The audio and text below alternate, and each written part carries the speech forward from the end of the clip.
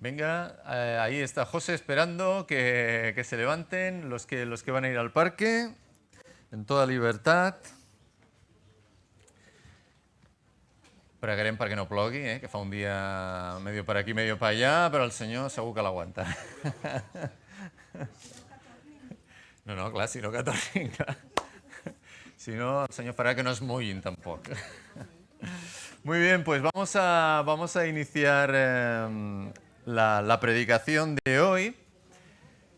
¿Os acordáis que estábamos viendo Primera de Timoteo? Hemos acabado ya la serie de Primera de Timoteo. Estuvimos viendo una serie de cosas. Visteis que es una epístola muy doctrinal, ¿verdad? En la que Pablo lo que está haciendo es enseñar a Timoteo, explicarle cómo ha de hacer, ver cómo ha de distribuirse la iglesia o cómo tiene que llevar él su vida espiritual. Y hoy vamos a hacer un reset, ¿vale? Previo a la serie que comenzaremos la semana que viene, si el Señor lo permite, ¿verdad? Que como sabéis hacemos Nuevo y Antiguo Testamento porque toda la Escritura es inspirada por Dios, le dice Pablo a Timoteo en 2 de Timoteo, ¿verdad? Toda la Escritura es inspirada por Dios, pues nos iremos al Antiguo Testamento y nos iremos a un libro que habla de comunidad, habla de hacer grandes cosas, habla de trabajar, claro que sí, pero habla de trabajar en comunidad, como pueblo de Dios. Y ese libro es Nehemías. Así que estaremos meditando en él. La semana que viene tendremos la introducción a este libro, pero hoy vamos a hacer un reset, hoy vamos a estar ahí. Sí, a lo mejor está... Sí. Muy bien. Gracias. Muy bien, pues hoy haremos un pequeño reset, hoy haremos un pequeño alto, ¿vale? Y estaremos en el Evangelio de Juan. En el Evangelio de Juan, en el capítulo 17, no vamos a leer todo el capítulo porque es muy largo, y no queremos pasarnos toda la predicación leyendo el capítulo, pero sí que iremos meditando en algunas cosas que hay importantes en este capítulo. Se le ha llamado a este capítulo la oración intercesora o la oración sumo sacerdotal, nombres grandilocuentes, pero que responden a la realidad, porque lo que nos encontramos en el capítulo 17 de Juan es la oración del Señor Jesucristo justo antes de ser crucificado. Si en el Padre Nuestro el Señor nos enseñó a orar a nosotros, aquí en el capítulo 17 de Juan es el Señor que con toda libertad y sin tener que enseñar a nadie está hablando Él mismo con el Padre, está dirigiéndose en primera persona al Padre. Y ya os digo, justo antes de ser crucificado. Con lo cual esta oración es el punto de inflexión entre su ministerio terrenal, es decir, los años que estuvo con sus discípulos, que les estuvo enseñando, que les estuvo hablando, que lo pudieron ver en primera persona, y su ministerio y su intercesión celestial, que dura hasta el día de hoy. El Señor está delante del Padre intercediendo por cada uno de nosotros. Así que lo que vemos aquí en este capítulo es una oración que se divide en tres. En una primera parte, el Señor Jesús ora por sí mismo. Si vas a ser crucificado, ¿verdad? Y el Señor sabía que iba a ser crucificado, está orando por sí mismo. Padre, en esta hora, ¿verdad? Ayúdame. El Señor Jesús después, en otra sección, va a orar por los discípulos que Él tiene delante. El Señor va a ser crucificado y ellos van a salir huyendo. Y el Señor Jesús piensa en ellos y los pone delante del Padre. Padre, cuídalos, porque la hora que viene es tremenda. Pero fijaos, el Señor Jesús no solamente pide por Él y pide por sus discípulos, aquellos que están delante, sino que ¿sabéis por quién más pide? Pues pide por ti. Pide por ti. Y además, gran parte del capítulo, la mayor parte del capítulo está dedicada a orar por aquellos que tenían que creer por la palabra de los discípulos que Él tenía delante. Es decir, que la mayor parte del capítulo está dedicada a orar por nosotros, está dedicada a orar por cada uno de nosotros. Mirad, en cada una de estas partes aparece una palabra, ¿vale?, que se repite muchas veces. ¿Sabéis cuál es la palabra que se repite cuando se refiere a nosotros? Claro, es que tenéis el título. La próxima vez le tengo que decir a Jenny, no lo saques aún. Uno, unidad. Uno o unidad. Esa es la palabra que va repitiendo continuamente. Y cuando una palabra se repite en un discurso, quiere decir que el que lo da tiene aquella palabra en la mente y quiere transmitir un mensaje a partir de aquella de aquella idea. Pues vamos a ver esta idea, vamos a ver qué es lo que el Señor Jesús quiere decirnos a través de este capítulo y de algunos de los textos, y vamos a verlo de tres maneras distintas o con tres aspectos distintos. En primer lugar, unidad, ¿para qué vamos a responder? ¿Para qué queremos la unidad? ¿Vivimos en un mundo que le gusta la unidad? No, ¿verdad? Empecemos por aquí. Al mundo no le gusta la unidad. Pues al Señor Jesús sí que le gustaba la unidad. ¿Para qué unidad entonces? Pues mirad, en primer lugar, unidad para mostrar el carácter del Padre. Y diréis, ¿el carácter del Padre en la unidad?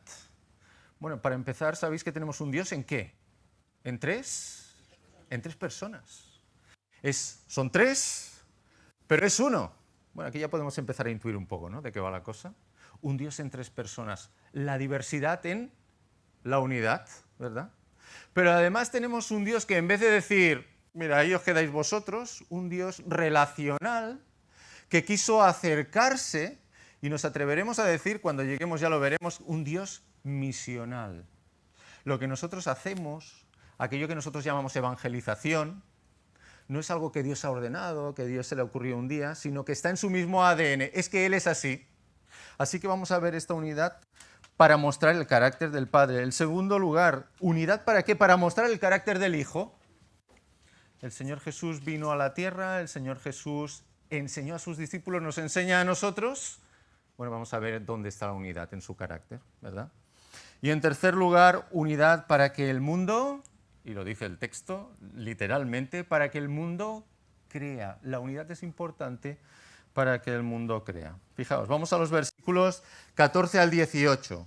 Juan 17, 14 al 18. Te invito a que si tienes una Biblia, aunque se va a proyectar, si quieres, la abras y puedas seguirlo en tu propia Biblia. ¿Me podríais traer un vasito de agua, alguien, por favor? ¿Sí? Merci. Nos dice Juan 17, versículos del 14 al 18. Yo les he dado tu palabra y el mundo los aborreció porque no son del mundo, como tampoco yo soy del mundo. No ruego que los quites del mundo, sino que los guardes del mal. No son del mundo, como tampoco yo soy del mundo. Santifícalos en tu verdad, tu palabra es verdad. Como tú me enviaste al mundo, así yo los he enviado al mundo. Bueno, que el Señor bendiga su palabra. Pocos versículos, pero densos. Mira, cuando estaba reflexionando en este tema y cuando estaba reflexionando en cómo somos nosotros, vosotros me habéis contestado directamente. ¿Nos gusta la unidad? No.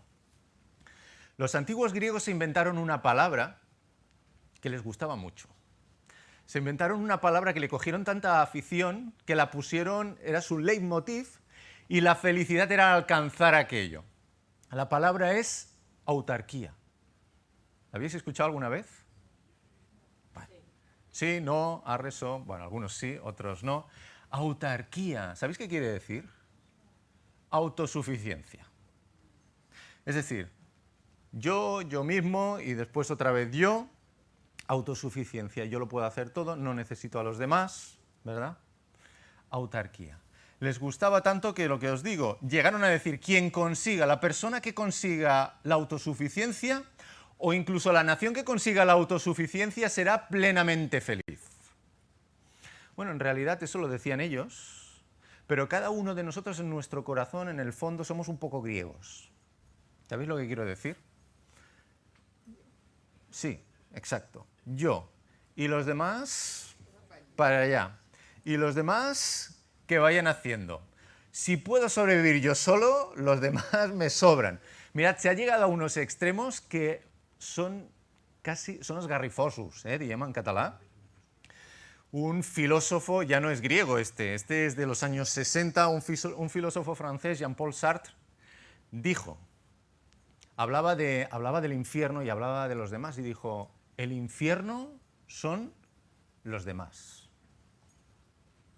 Es decir, él dijo, para mí el infierno eres tú. No es un sitio, ni es un estado. El infierno eres tú. Y para ti el infierno, ¿sabes quién es? Soy yo.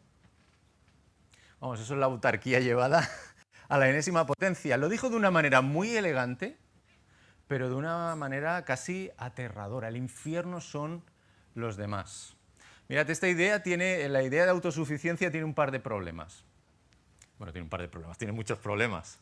Pero yo he querido enfatizar solamente un par de estos problemas. Para empezar, no es el propósito de Dios.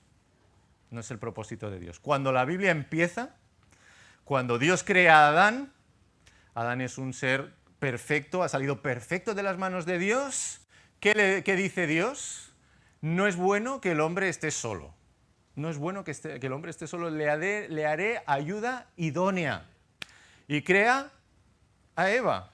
Así que en el propósito de Dios nunca jamás estuvo que alguien esté solo, sin más compañía. En el propósito de Dios nunca jamás estuvo la pretensión de que alguien sobreviviese por sí mismo, sino que ya Adán necesitaba una ayuda idónea.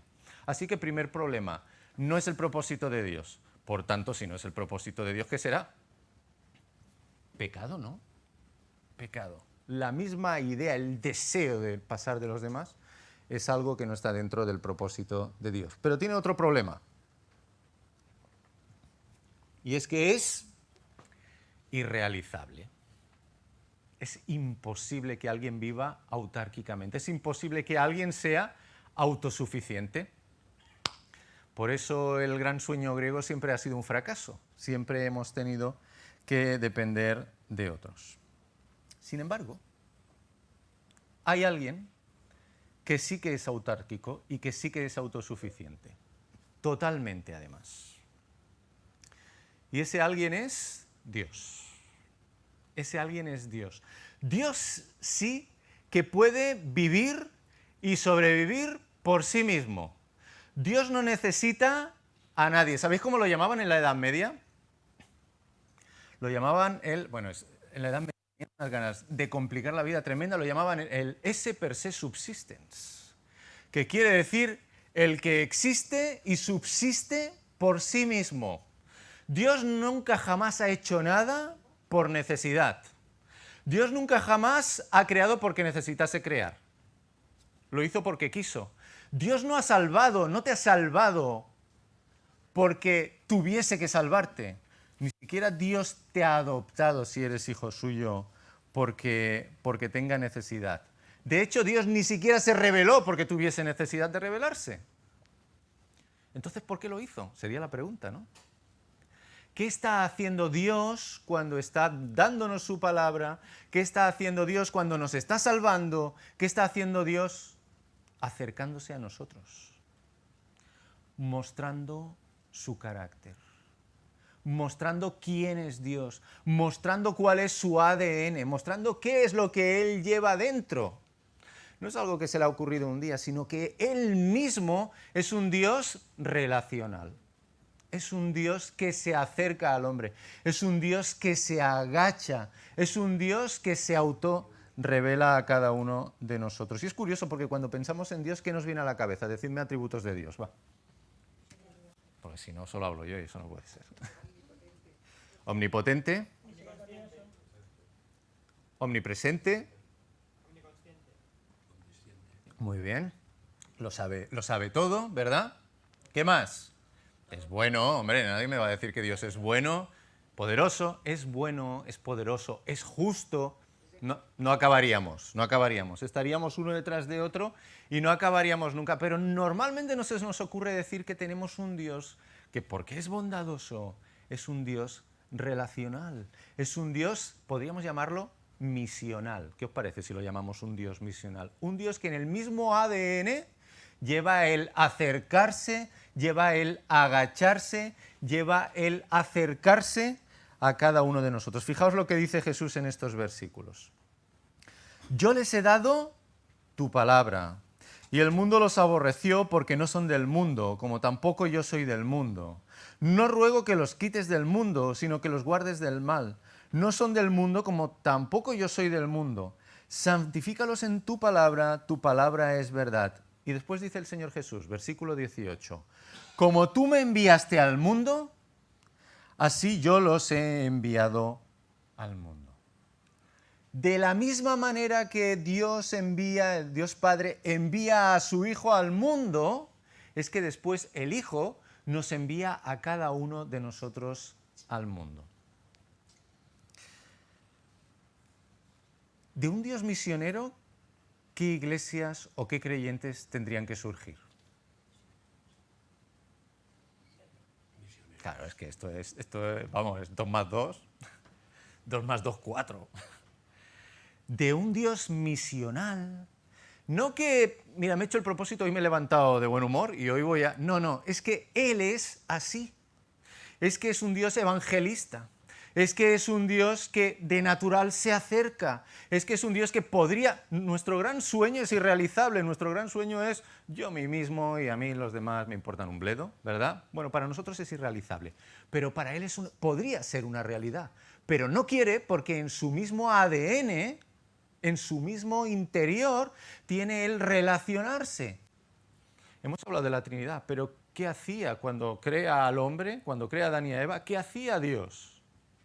Hablaba con ellos directamente, se relacionaba con su creación, se relacionaba con Adán, se relacionaba con Eva.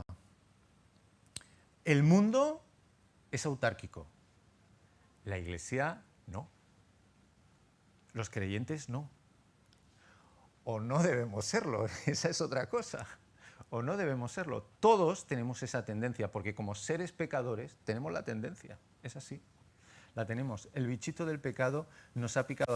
Todos tenemos tendencia a separarnos. Pero cuando estamos en Cristo, cuando estamos en Dios, cuando realmente vivimos ese ADN que Dios tiene, las iglesias se convierten en iglesias relacionales y en iglesias misionales.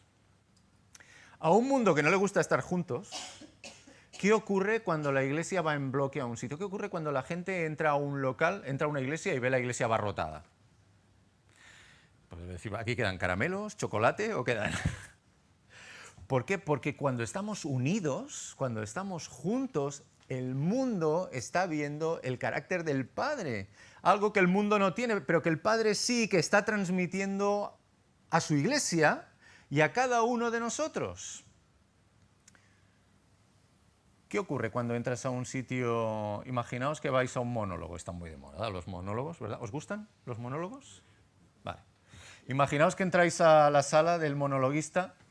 No me lo estoy imaginando, ¿eh? Es que esto nos pasó. Entras, vas a ver un monólogo, el monologuista está en el Quinto Pino, en un barrio de Barcelona que dices, ¿aquí van a dar un monólogo de verdad o me van a atracar? Bueno, vale.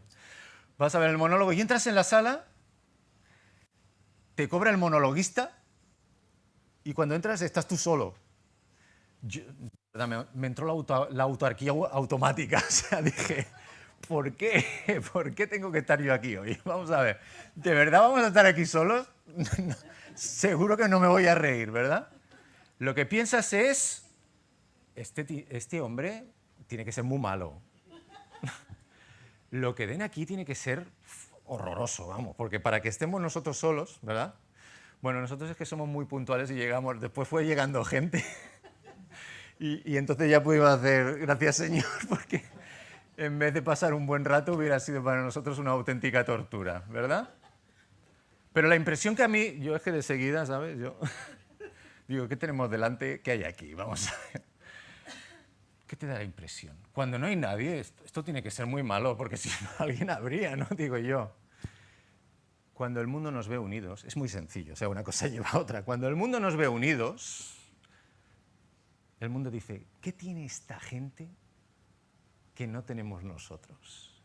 ¿Qué tiene esta gente que están aquí? Pues mirad, lo primero que tenemos es el carácter del Padre en nosotros. Que podía haber dicho, mira, ahí os quedáis, pero dijo, no, no os quedáis ahí, sino que yo voy a vosotros, porque tenemos un Dios evangelista y relacional. Unidos. El Señor Jesús repitió esta palabra más de 5 veces en esta oración. ¿Por qué? Pues también para dar a conocer el carácter del Hijo. Fijaos, versículos del 1 al 5. Estas cosas habló Jesús y levantando los ojos al cielo dijo, Padre, la hora ha llegado, glorifica a tu Hijo para que también tu Hijo te glorifique a ti. Como le has dado potestad sobre toda carne para que dé vida eterna a todos los que le diste. Y esta es la vida eterna, que te conozcan a ti, el único Dios verdadero, y a Jesucristo a quien has enviado. Yo te he glorificado en la tierra. he acabado la obra que me diste que hiciese. Ahora pues, Padre, glorifícame tú al lado tuyo, con aquella gloria que tuve contigo antes que el mundo fuese. Palabras muy bonitas, palabras preciosas, pero un poco misteriosas. Si me apuráis, un poco misteriosas. Yo recuerdo cuando era adolescente y leí este capítulo y dije, ¿y esto de glorificarme exactamente de qué va, no? Esto de glorificarme aquí, ¿qué quiere decir el Señor Jesús en este pasaje? Porque fijaos en el versículo 1, Padre, la hora ha llegado, glorifica a tu Hijo para que también tu Hijo te glorifique a ti. Los grandes gobernantes, vamos a aquella época, los grandes emperadores, cuando eran, entre muchas comillas, cuando eran glorificados, porque tenían, no sé si lo sabéis, pero tenían la pretensión de ser divinos, ¿vale? Cuando eran glorificados entraban en paseo triunfal por Roma, ¿vale? Y aquello era una apoteosis, esa era la glorificación para un César, ¿verdad? Pero aquí vemos al Señor Jesús en una situación muy distinta. El Señor Jesús está a punto de ser crucificado. Y dice, Padre, la hora ha llegado, glorifica a tu Hijo para que también tu Hijo te glorifique a ti. Y en el versículo 4 dice, yo te he glorificado en la tierra, he acabado la obra que me diste que hiciese. Bueno, aquí parece que nos está diciendo que glorificar al Padre es hacer la obra del Padre, ¿verdad? Y sí, efectivamente, glorificar al Padre, Cristo glorificaba al Padre haciendo la obra del Padre. De hecho, el Señor Jesús le iba a decir a sus discípulos y nos dice, para que vean vuestras buenas obras y glorifiquen a vuestro Padre que está en los cielos, ¿verdad? Pero el Señor Jesús, cuando dice ser glorificado, va un pasito más allá y es mucho más específico y mucho más, mucho más curioso, no sería la palabra. Habló de ser glorificado en otras dos ocasiones. Mirad, en la última cena y en el encuentro de Jesús con unos griegos. En el encuentro de Jesús con unos griegos. En las dos ocasiones estaba a punto de ser crucificado. ¿Sí? Cuando se encontró con los griegos se acercaron a Jesús. Él había entrado en Jerusalén, había entrado en la ciudad santa. Los griegos tenían curiosidad, se acercaron al Señor Jesús y dijeron, queremos hablar con el Señor Jesús. Y entonces el Señor Jesús, que acogía a todos, a los niños, a los griegos y a los no griegos, los acogió y les dijo unas palabras muy curiosas, donde se especifica entonces sí lo que quiere decir glorificar al Padre. Jesús les respondió diciendo, ha llegado la hora para que el Hijo del Hombre sea glorificado. Y a continuación dice, de cierto os digo que si el grano de trigo no cae en la tierra y muere, queda solo, pero si muere, lleva mucho fruto. ¿Os dais cuenta qué es ser glorificado? ¿Os dais cuenta el significado de esta palabra? No solo está diciendo hacer la obra del Padre, que también. Lo que está diciendo es que ser glorificado y que el Padre sea glorificado es ser crucificado. Lo que está diciendo es que su glorificación es su propia muerte en la cruz del Calvario. Lo que está diciendo es que honrar al Padre al máximo es dar su propia vida. ¿Sabes una cosa? Dios es autosuficiente. No tenía por qué acercarse a nosotros. Pero Cristo también. Cristo también. El Hijo de Dios es igual en esencia a Dios Padre. El Hijo de Dios no tiene ninguna necesidad de bajar a la tierra a enseñar a los discípulos.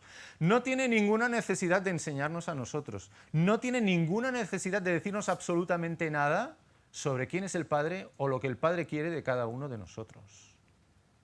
Pero todavía tiene menos necesidad de ser crucificado. ¿Qué está haciendo el Hijo diciendo, Padre, glorifícame? Lo que está es mostrando su carácter. Lo que está es mostrando cómo es Él en su ADN, en lo más profundo. No porque Él tenga una necesidad.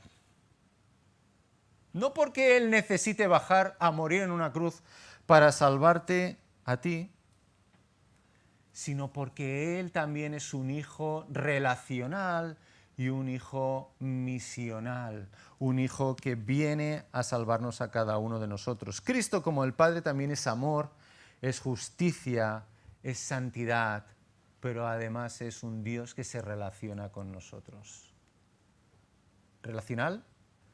¿Pensáis que se necesita la fidelidad para acabar muriendo en una cruz?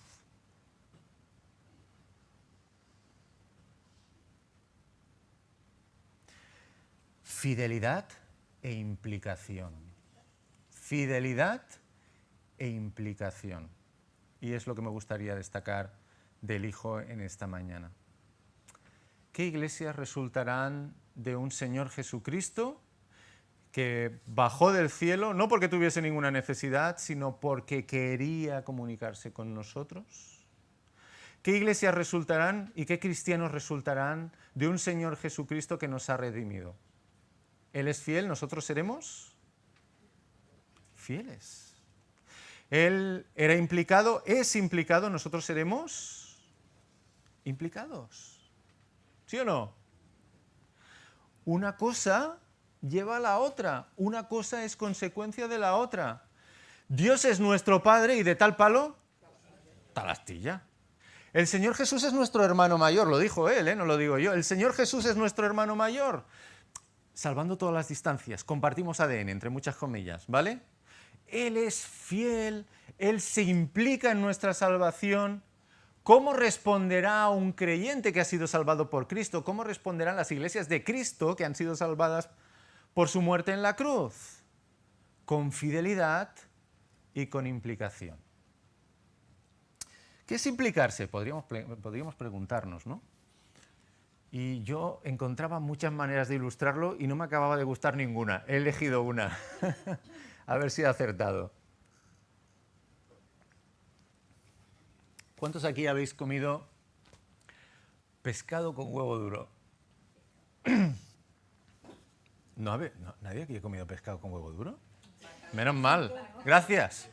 Joelma ha comido pescado con huevo... Y también, vale. Bueno, pues pescado, ¿no? ¿Qué más da si es merluza? Es igual. Es un ejemplo culinario, no nos perdamos. Mirad, en el plato han colaborado muchos, ¿eh? Mi mujer y yo comemos pescado, huevo duro y guisantes. Ya no voy a preguntar quién ha comido eso, ¿vale? No os preocupéis, no lo voy a preguntar. Comemos pescado, huevo duro y guisantes. Mira, en el plato ha colaborado el payés, ¿verdad? ¿Por qué? Pues porque ha cultivado los guisantes, los ha tenido que de cosechar, ¿verdad? Y tal. Ha colaborado, claro que ha colaborado. La gallina puso un huevo. La gallina colaboró en el plato. ¿Sí? ¿Se entiende, no? Pero el que se implicó de verdad fue el bacalao. Porque lo ha puesto todo. ¿Entendéis lo que estoy diciendo? Sí, es muy prosaico, pero seguro que así lo entendemos. Una cosa, todo su ser se ha implicado en aquello, ¿verdad? Muy a pesar del bacalao, por cierto. La gallina ha colaborado, sí, el payés ha colaborado, pero ellos siguen su vida, entendedme, ¿vale? Si tú te has comido el plato, el bacalao no, el bacalao lo ha dado todo. ¿Por qué digo esto? Porque muchas veces los cristianos y las iglesias son como el payés o como la gallina. Yo dejo el huevo, yo te doy los guisantes, Señor, voy a colaborar contigo un poco, pero ya está, no me pidas mucho más, porque yo colaboro, pero a mí no me pidas que yo me implique. ¿Me entendéis? Yo te pongo los guisantes, yo te ayudo un poquito, mira, de vez en cuando, Señor, yo voy a la iglesia, entiéndeme ya, pero aquello, implicarme yo, no, ese no es el carácter de Dios. Dios Padre se implicó plenamente, ese es su ADN. Dios Hijo, el Señor Jesucristo, se implicó plenamente, a tal punto que murió en la cruz, a tal punto que dio su vida para salvarte a ti. Eso es implicarse. Eso es implicarse. Hemos dicho de tal palo, tal astilla. Hemos dicho, si Él es nuestro hermano mayor, compartimos el ADN. Un cristiano vive, trabaja, se relaciona implicándose implicándose. No se trata de que voy a un acto puntual, no se trata de que voy a la iglesia, no, se trata de que mi vida entera... Está muy bien, ¿eh? Amén. Ir a los cultos, ¿por qué? Porque nos alimentamos y damos. Ir a los actos de evangelización, muy bien. ¿Por qué? Porque la gente dirá, ¿qué le dan a esta gente si esto está lleno? ¿Por qué el Señor Jesucristo dijo, para que todos sean uno? ¿Para qué? Cláusula de propósito. ¿Cuál era el motivo? ¿Qué es lo que él iba persiguiendo? Nos lo dice él, ¿eh? Nos lo dice él en este texto y además lo dice con una claridad absolutamente diametral. Fijaos, versículos 20 a 23. Mas no ruego solamente por esto, sino también por los que han de creer en mi nombre por la palabra de ellos. Está orando por ti. ¿Vale? Versículo 21. Para que todos sean uno como tú, oh Padre, en mí y yo en ti, que también ellos sean uno en nosotros. Y fijaos lo que dice ahora. Para que el mundo crea que tú me enviaste. Para que el mundo crea es decir, propósito. ¿Qué propósito tiene? Que cuando el mundo vea al pueblo de Dios unido, que cuando el mundo nos vea a todos ahí como una piña, que cuando el mundo vea que diga, ¿qué reparten aquí? ¿Qué reparten aquí?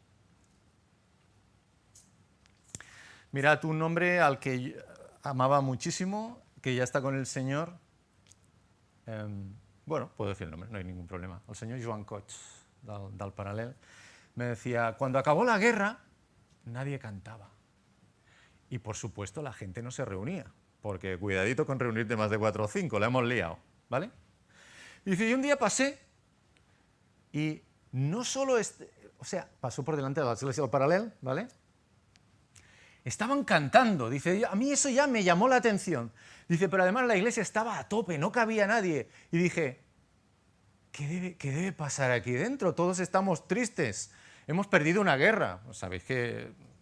Hemos perdido una guerra, no hay trabajo, no hay... Y esta gente está unida y está cantando. ¿Qué les dan aquí dentro? Y él decía, lo que les daban era el Señor Jesucristo. Lo que les daba era el Señor Jesucristo. Entró una vez y no volvió a salir nunca más. No volvió a salir nunca más. Os podría explicar muchas más de estas. A mi abuelo le pasó otro tanto. A mi abuelo le pasó otro tanto. Vio la iglesia reunida en la montaña, no podían reunirse dentro de una iglesia, no tenían libertad. Estaban reunidos en la montaña, pero estaban todos juntos, unánimes y con alegría. Para que todos sean uno, como tú, oh Padre, en mí y yo en ti, que también ellos sean uno en nosotros, para que el mundo crea que tú me enviaste. La gloria que me diste yo he dado para que sean uno, así como nosotros somos uno.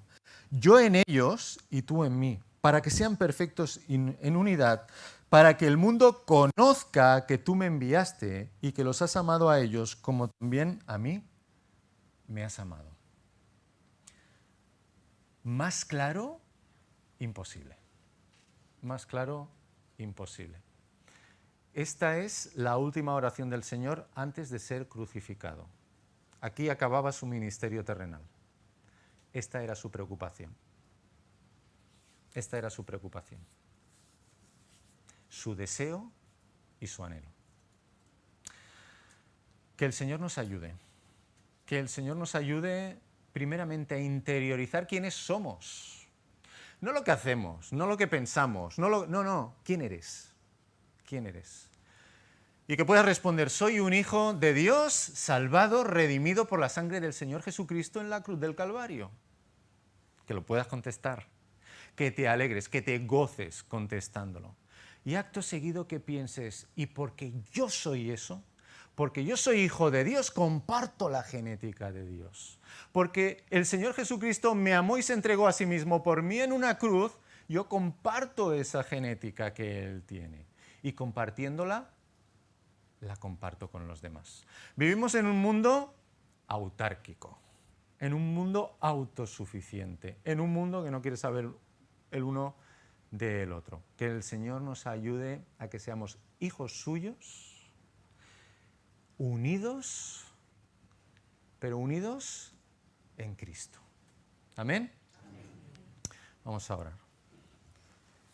Señor, te damos infinitas gracias por el día de hoy. Gracias porque podemos compartir la alabanza, Señor, porque podemos compartir la predicación también, Señor, porque podemos compartir todo lo que tú nos das, Señor. Gracias porque no nos dejaste aquí abandonados. Gracias, Señor, porque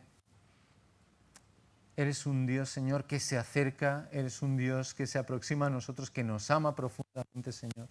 Gracias por tu Hijo Jesucristo, porque bajó para ser crucificado, Señor. Gracias porque no tenía ninguna necesidad y lo hizo por amor a ti, por amor a nosotros, Señor.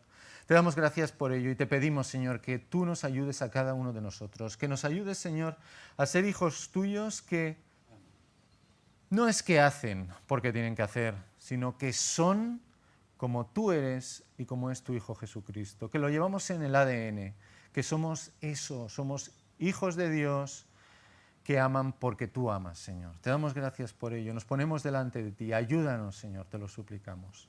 En el nombre y por los méritos de tu Hijo Jesús. Amén. Amén.